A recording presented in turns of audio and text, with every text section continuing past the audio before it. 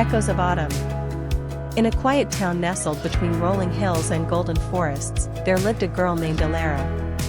She was a painter, known for capturing the colors of autumn on her canvases, fiery reds, burnt oranges, and deep amber.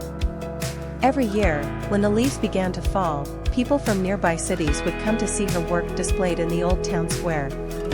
Alara lived a peaceful life, but it was one tinged with loneliness. Her parents had passed when she was young, and though she had friends, she often felt like a solitary leaf in the wind, searching for a place to land. One late September morning, as she wandered into the woods to find inspiration for her next painting, she stumbled upon something, or rather, someone, unexpected. A young man sat on a mossy rock by the stream, reading a tattered book. His dark coat was dusted with leaves, and his eyes looked up, surprised but kind. "Sorry," Alara said, stepping back. "I didn't mean to interrupt." The man smiled. "You're not interrupting. I'm just escaping." They introduced themselves. His name was Aiden. He had recently returned to the town after years of traveling the world, trying to outrun grief after losing his younger brother. The forest was his sanctuary, a place to heal. From that day on, they began to meet often, sometimes by chance, sometimes by plan. They spoke of dreams, regrets, and the things they had lost. Aiden would watch Alara paint, and she would listen to him read passages from his favorite books.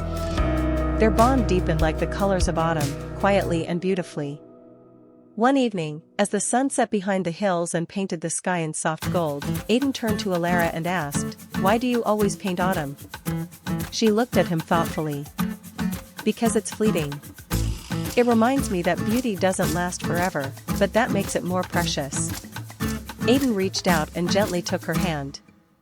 "Then maybe we should make this moment last, as long as we can."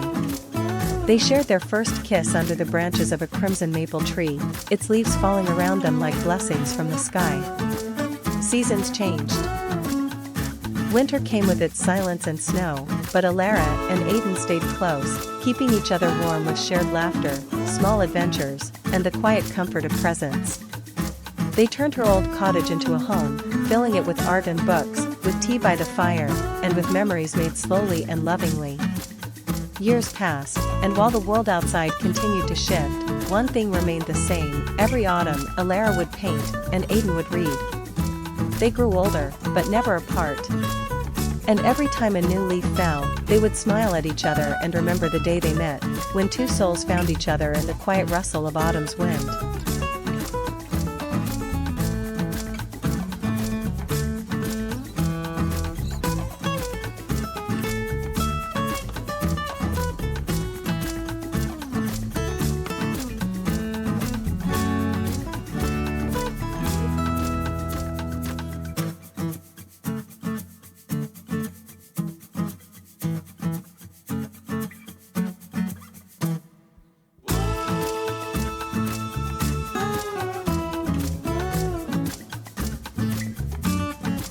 Where the Wind Sleeps. In the quiet coastal town of Ailridge, nestled between misty cliffs and the endless sea, lived a young woman named Alara.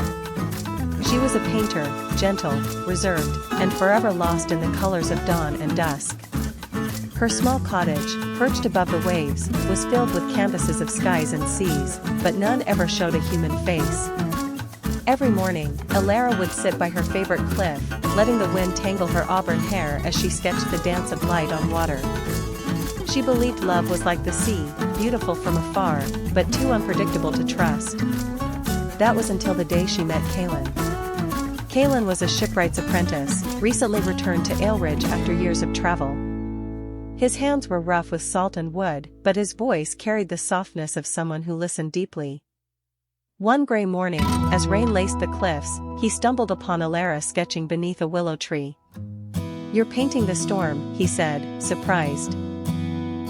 "No," Alara replied without looking up. "I'm painting the moment before it."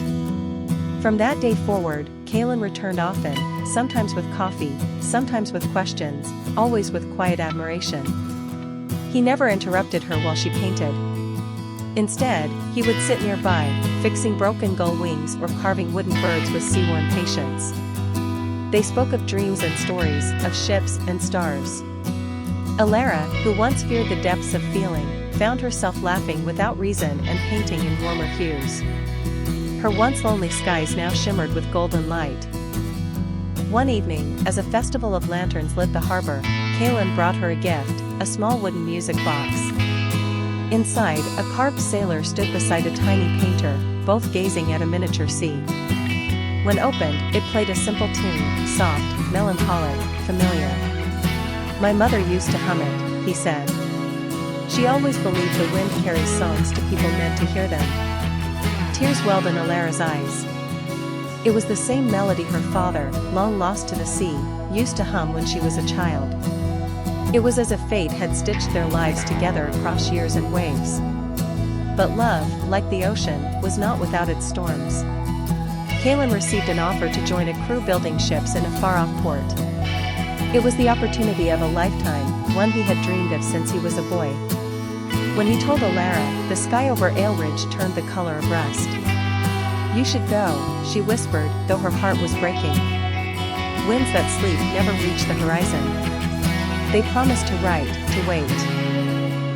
But months passed, and no letters came. Alara returned to her cliffside perch, but the colors in her paintings faded. She no longer waited for footsteps behind her or the scent of wood and sea.